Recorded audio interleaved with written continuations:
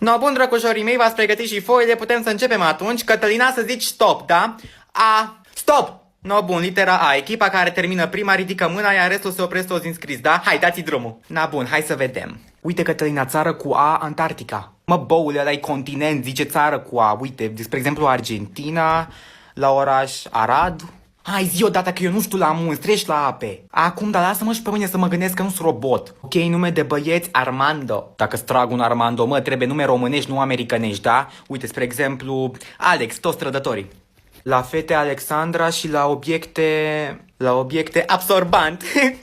O, tu, Sireno, no, bun, haideți, gata, pixurile jos. Cătălina, zi-mi ce a scris, vă rog, haide. Na, bun, țări Argentina, orașe Arad, munți Aninei, animale, anvelopă, plante. Stai, ce-ai scris la animal cu A? Anvelopă.